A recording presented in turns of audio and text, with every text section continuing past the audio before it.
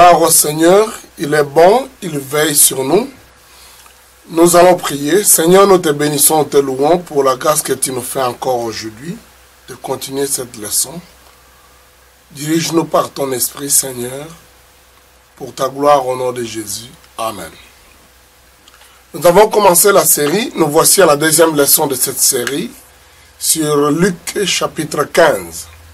J'avais dit que dans ce chapitre, le Seigneur Jésus donne 3 paraboles. Il parle de 3 personnages ou 4 personnages perdus et retrouvés. Et puis, il donne plusieurs leçons au travers de ça, mais un seul message.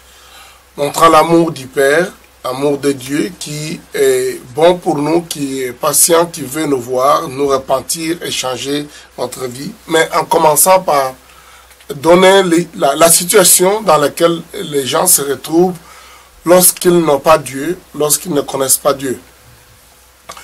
La Bible nous rapporte, nous donne les cadres dans lesquels Jésus présente ces 3 paraboles. C'est que il est en train de vivre avec les gens publics, les gens ordinaires, et les gens, au fait, qui étaient notablement de mauvaise vie.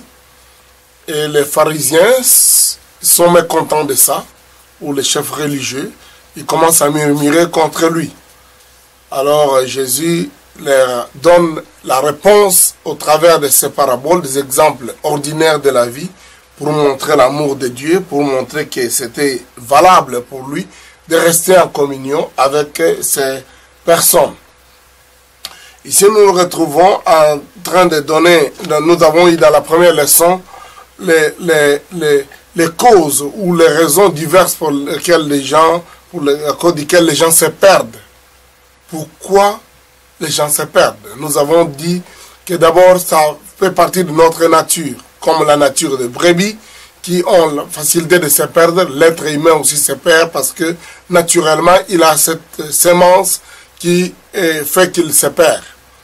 Et nous avons dit aussi qu'il y a la raison du fait qu'il dit responsabilité des autres. Là, nous avons vu que la drachme ou la pièce de monnaie, elle était perdue parce que quelqu'un d'autre n'a pas veillé sur ça. Et nous avons aussi vu que les gens se perdent à cause des choix personnels. Les jeunes fils de ses papas, de cet homme qui avait 2 enfants, s'est perdu parce qu'il a fait un choix. Il a décidé de prendre son héritage avant qu'il ne soit le temps et il est parti dans son mauvais choix. Il a aussi continué à dilapider la richesse dans une vie de désordre. Et nous avons dit que la 4e raison pour laquelle les gens se perdent, c'est aussi la décision de suivre sa propre justice, de vouloir se créer sa religion en lui. Donc, cette religion qui vous aide à ce qu'on appelle le self-help, de vous aider vous-même à tenter de vouloir à plaire à Dieu, à être acheté par vos efforts, par votre propre justice, le ciel ou la vie éternelle, ce qui amène toujours la perdition parce que toute notre propre justice n'est qu'un vêtement souillé. Donc, ce sont les 4 choses que nous avons vues qui amènent à ce que les gens se perdent. Et aujourd'hui, nous voulons voir 4 façons par lesquelles les gens se perdent. Donc, comment ils se perdent? Comment les gens se perdent? Dans ces paraboles, nous vont ressortir cela. À partir du premier exemple, celui de la brebis égarée, de la brebis qui n'est plus avec ses consoeurs, donc les autres 79, c'est que nous savons que cette brebis s'égare. L'égarement, le retrait de la communion, l'absence de la communion, c'est une forme en fait, c'est une façon que les gens se perdent aujourd'hui. D'abord vis-à-vis de Dieu, c'est que l'homme, après qu'il ait péché, dans l'exemple d'Adam et Ève, ils fuirent loin de la face de l'Éternel, mais en fait, ils détruirent cette communion, ils furent égarés, parce que effectivement, il n'y avait plus ce contact encore avec Dieu. Donc, l'égarement c'est la première forme de la perdition de l'homme. L'homme perd, et quand on dit il est perdu, donc il est en dehors de la face de Dieu. Il s'est égaré, il s'est éloigné. La brebis, quand elle s'éloigne des siens et du bon berger, elle est à la merci des loups, elle est à la merci du froid et de la faim, de la honte. Donc c'est ce qui est arrivé à l'homme, au fait. Et il s'est égaré, s'est éloigné de Dieu. À cause de ça, il y a eu la peur, la crainte, être à la merci du diable, que l'ennemi pourrait faire de l'homme ce qu'il veut. Donc quand quelqu'un s'égare comme ça, il ne peut qu'être fragile. La Bible dit que Dieu a envoyé Jésus parce que chacun de nous faisait sa propre voie. Nous étions égarés. Nous étions comme la brebis égarée. La deuxième forme de perdition, c'est la dévaluation ou la dévalorisation. Là, nous nous retrouvons avec la parabole de la pièce de monnaie qui était perdue. Donc, la drachme ne pouvait être utile que lorsqu'elle était entre les mains de sa propriétaire ou dans son compte en banque. Là, elle peut garder sa valeur. Mais quand elle est enfouie dans le sable, dans un endroit où elle n'est pas trouvable, elle devient inutile. Donc, elle est dévaluée. Elle n'a pas la valeur qu'il faut. Elle vaut rien. Elle est dévalorisée. Donc, c'est la même chose. Une personne n'a de valeur que lorsqu'elle est entre les mains de Dieu. Si elle est entre les mains de Dieu, elle a la valeur, elle est utile. Chacun de nous a de la valeur intrinsèque à nous. Comme cette pièce de monnaie, elle avait la valeur. Mais aussi longtemps qu'elle n'est pas trouvable, aussi longtemps qu'on ne peut pas l'utiliser en bon escient, pour la raison pour laquelle elle existe n'est plus. Donc elle est évaluée, elle n'a pas de valeur. En fait, l'ennemi s'arrange à détruire la vie de beaucoup de gens qui ont des capacités, qui ont des talents, qui ont une destinée. Mais alors, l'ennemi en fait des gens inutiles, qui sont même déprimés, qui ne savent plus quoi vivre. Beaucoup vivent dans cette situation. Ils disent, je n'ai plus de valeur, tous mes talents, tous mes efforts, tout ça c'est dans l'oubli, c'est inutile. Donc, parce que nous avons déjà dit que la drachme ou la pièce de monnaie est perdue à cause de l'irresponsabilité de la personne qui devait la garder. Et maintenant, non seulement la personne qui devait la garder est irresponsable, mais elle est maintenant à la merci de n'importe quoi qui ne tient pas compte de ça, couvre ça, met ça dans l'oubli. Vous êtes inutile, vous ne connaissez, on négligez. Donc beaucoup de gens sont perdus dans cette dimension-là, où ils sont effectivement dévalorisés. On abuse d'eux, l'ennemi détruit la vie de ces gens-là parce que pour lui, ils ne vaut rien. En fait, il est jaloux de leur valeur au point où il arrive à les dévaloriser, à trouver comme si ça ne valait même pas la peine, il n'existe pour rien. Et vous avez effectivement des gens comme ça qui se suicident, qui ne voient pas pourquoi ils continuent à exister. La troisième forme de perdition, c'est l'éloignement. Là, nous retrouvons dans la parabole de l'enfant qui a pris ses biens et il est allé dans un pays éloigné. La Bible dit ça, qu'il est allé dans un pays éloigné. Donc là, il va dissiper tous ses biens parce qu'il va vivre dans les dissipations, dans l'épuisement. Il va épuiser toutes les ressources qu'il a, tous les moyens qu'il avait. Il avait un héritage suffisant, puissant, utile, qui pouvait l'aider à réussir dans la vie. Mais maintenant, puisqu'il est éloigné de son père, éloigné de tout encadrement, éloigné de tout cadre de paix, de joie, d'épanouissement, voilà, il est épuisé, il vit dans la débauche, il vit dans l'insatisfaction, il tente de trouver la solution dans le sexe, dans la drogue, dans toutes sortes de choses qui, en réalité, l'amènent à tout perdre, à ne plus rien avoir. Il cherche même à se débrouiller lui-même, mais ne peut même pas satisfaire ses besoins. Parce qu'il a pu trouver un travail auprès des propriétaires de pourceaux, de ces propriétaires de porcs. Mais là encore, il ne trouve pas de satisfaction. Il ne peut pas réussir. En fait, l'ennemi paye mal, au point où il pouvait. Donc, après l'avoir ruiné, il n'est pas capable même de chercher de quoi manger. La Bible dit, il cherchait même à vivre, à se nourrir des carouges. Donc, de ces choses-là avec lesquelles lui, il nourrissait les pourceaux, mais personne ne lui en donnait. Personne ne lui en donnait. Effectivement, c'est ce qui arrive quand on est éloigné, quand on s'est égaré, on ne peut plus être satisfait par quoi que ce soit. La drogue, la cigarette, l'alcool, le sexe, comme on dit, la renommée, et toutes sortes de choses qu'on tente d'accomplir ne peuvent pas vous donner la satisfaction. Donc on est perdu. Et là encore, on retrouve beaucoup de gens qui, pourtant, on pourrait croire qu'ils avaient une grande renommée, des grandes stars, des grandes vedettes, des gens qui ont en quelque sorte accompli quelque chose, des gens dont on parle, mais malheureusement vides à l'intérieur d'eux-mêmes, plein de soucis, de dépression. Ils ne savent pas ce qu'ils doivent faire. Ils se posent des questions si ça vaut la peine de continuer à vivre.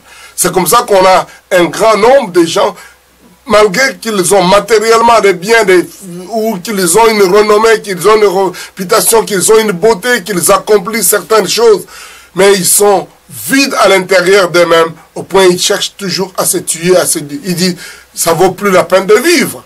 Donc, et ça, c'est une perdition. On est perdu. On ne sait pas quoi faire. Des gens parfois très intelligents, des gens qui ont découvert des grandes choses, des savants, qui ont accompli des choses dont on pourrait dire ils sont arrivés. Ce sont des grandes vedettes, ce sont des gens qui ont réalisé des choses incroyables, mais vides à l'intérieur, donc perdus. Donc la perdition peut aussi avoir cette façon, cette forme-là, où on est éloigné, on est vide, on est insatisfait, malgré qu'on avait tous les biens, tous les moyens à sa disposition, même sa propre liberté. On était même libre, mais maintenant on perd la liberté. On est maintenant esclave de l'ennemi. La quatrième forme d'égarement, c'est effectivement l'endurcissement. La religiosité, c'est celle dans laquelle se retrouve le fils aîné. Celui-là qui est resté dans la maison de son père, habitué à faire tout ce qu'il pouvait faire, se battant avec tous les efforts personnels, mais non seulement insatisfait, mais aigri.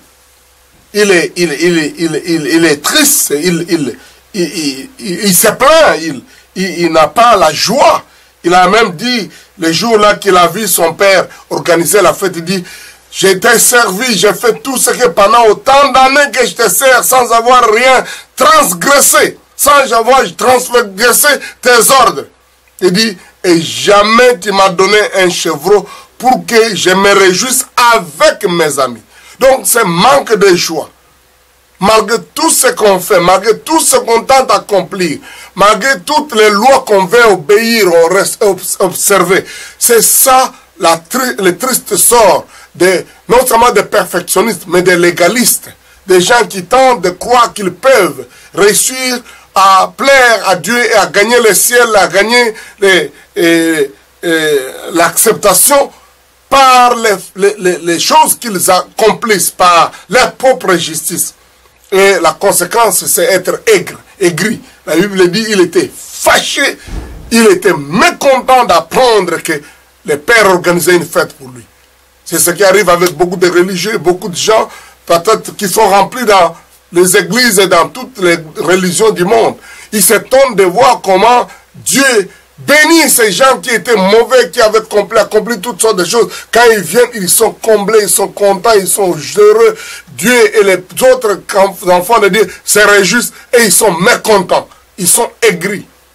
Parce que pour eux, c'est le fruit de leurs efforts qui les amènerait.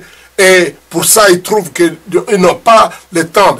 Mais aussi une autre chose importante autour de ça, c'est de voir que cet enfant qui semblait ne pas vouloir cette liberté, n'est pas aller avec... Il donnait l'impression. Mais dans physiquement, comme il veut être avec son père, il veut obéir à toutes choses, il fait travailler à la ferme, faire toutes les petites choses, mais à l'intérieur, là, il avait un désir de se réjouir. Ce désir-là, à l'intérieur, était là. Comme beaucoup de gens qui semblent être justes, mais parce qu'ils n'ont pas eu l'opportunité, soit ils n'ont pas assez d'argent qui leur appartient à eux-mêmes, alors, donc, ils donnent l'air de non, ils ne boivent pas, ils ne fument pas, ils ne vivent pas dans la débauche. Parce qu'ils n'ont pas les moyens pour arriver à accomplir. Il suffit seulement qu'on leur donne la possibilité d'avoir un animal, un peu d'argent. Oh! Ils vont être comme des chiens enragés, libérés en train de se faire n'importe quoi. Donc, ça, c'est juste une forme extérieure des choses, mais intérieurement, non, ils sont pas ce qu'ils disent. C'est des hypocrites, sont des perdus. Non seulement ils donnent une façade d'être heureux, mais perdus même intérieurement, brûlant avec des désirs d'accomplir le mal, sauf qu'ils ne le font pas parce qu'ils ont peur, crainte, ils veulent à tout prix donner semblant, faire semblant, donner une impression, sont des hypocrites. Jésus a dit, malheur à vous hypocrites. En fait, c'est pas seulement le malheur qui viendra à la fin des temps, mais quand on est hypocrite, déjà, on est malheureux parce qu'on n'est jamais ce qu'on est. On n'est jamais heureux et pas satisfait. Donc, c'est ça qui arrive quand effectivement les gens vivent comme ça, ils s'endurcissent finalement, ils font tout pour plaire, mais en réalité, leur cœur n'est pas dans la chose. Cette forme d'hypocrisie est une grande perdition. Quand quelqu'un est hypocrite, il est perdu dans la religiosité, dans cette voulant faire semblant à tout prix. Donc, voilà les 4 formes de perdition que les gens connaissent. Si je dois répéter ça, c'est que nous savons, la première forme de perdition, c'est que les gens sont perdus par l'égarement. Ils sont égarés comme la brebis égarée. Peut-être c'est votre cas, vous vous trouvez réellement égaré, vous ne savez pas où aller, vous êtes non seulement seul, mais même au milieu de la foule, vous êtes réellement seul, dans cet isolement, dans cette solitude profonde, exposé au froid et être à la merci de celui qui peut vous faire du mal. Peut-être c'est ça votre situation. Même peut-être vous êtes de ceux-là qui est dévalué. Vous n'avez plus cette valeur intrinsèque profonde que vous devez avoir comme cette pièce de monnaie. Parce que non seulement les gens ne vous voient pas, mais vous êtes entre les mains de celui qui ne peut pas reconnaître votre valeur. Englouti dans l'oubli, dans la négligence, de l'irresponsabilité. Dieu veut que vous puissiez revenir dans votre vraie valeur. C'est pour ça que Christ est mort. C'est pour qu'il nous redonne notre vraie position. Peut-être vous êtes éloigné. Effectivement, très loin. Vous avez dissipé, détruit votre vie parce que vous êtes allé dans un pays lointain, dans un pays désert, où il y a la faim, il y a la souffrance, malgré tous les efforts que vous avez fournis. Vous vivez cette insatisfaction en vivant dans la débauche, dans la drogue, dans le sexe, dans beaucoup d'autres choses mauvaises. Vous n'avez pas pu satisfaire votre cœur. Christ est venu pour que les brebis aient la vie et qu'il l'ait en abondance. Pour que vous puissiez revenir à la maison du Père. Le Père vous attend, effectivement, prêt à vous accueillir. Ou peut-être, vous êtes de ceux-là qui prétendent être religieux, vivant dans la maison. Tu es là, tu fais tout ce que tu veux, tous, mais il n'y a pas la paix, il n'y a pas la joie, il n'y a pas cette réjouissance qui devait venir dans une attitude de repentance qui réjouit et les anges et toi-même. Et Christ est venu pour que nous ayons la vie et nous l'ayons en abondance. Cela est disponible. Si c'est votre cœur, votre désir de cœur maintenant, de venir au Seigneur et dire, Seigneur, oh Dieu, je reviens à la maison. Prends-moi, accepte-moi, donne-moi la joie. Vous entrez dans la joie du Père. La Bible dit, il y a une grande joie. Il y aura une plus grande joie dans le ciel pour un seul pécheur qui se répand que pour 99 justes qui n'ont pas besoin de repentance. Il y a une plus grande joie dans les ciels, donc dans les ciels, devant les anges de Dieu, pour un seul pécheur qui se repent. Comme ce père a dit, cet enfant était perdu, et il était mort, il est revenu à la vie, il était perdu, il est retrouvé. Et commençons à nous réjouir. Donc je crois que c'est l'attente que Dieu a fait haïr pendant tout ce temps où vous n'êtes pas, vous êtes égarés, soit par votre propre justice, ou par votre propre éloignement, ou votre égarement, ou parce qu'effectivement, vous avez été dévalué, déconsidéré, oublié. Mais il y a de la place dans le cœur, donc vous avez de la place dans le cœur de Dieu. Il vous accueille. Il vous lance cet appel. Reviens. Tu es utile, tu es important, tu as de la valeur. Merci Seigneur. Père, je te bénis, je te loue pour la grâce que tu fais encore au travers de ces messages pour appeler ton peuple et tes enfants. Tu vois ces frères, tu vois cette sœur, tu vois cette personne éloignée, seule, même au milieu de la foule, dans une terrible solitude. Insatisfait, malgré la drogue, les doses qui augmentent, la prostitution, l'alcool, les fêtes, mangeant les carouges et toutes sortes de choses que personne ne peut vraiment lui donner. Seigneur, je te bénis de les accueillir à la maison, de les libérer de cela. Si tel est le désir de ton cœur, dis après moi, Seigneur Jésus, j'ai besoin de toi. Je me suis éloigné et égaré par ma conduite, peut-être ma morale, ou par ma vie de débauche et de désordre. Mais toi, tu es mort à la croix pour moi. Pardonne-moi. Purifie-moi. Lave-moi. Donne-moi encore la valeur et ta vie éternelle. Merci Seigneur de ce que tu es mort pour moi. Et que tu vis dans mon cœur maintenant. Au nom de Jésus. Amen. Voici, nous venons de terminer notre deuxième leçon sur cette série de Luc chapitre 15. Un chapitre, 3 paraboles, 4 personnages, plusieurs leçons, un seul message, l'amour de Dieu. Nous continuerons avec les leçons suivantes. À la prochaine. Que Dieu vous bénisse.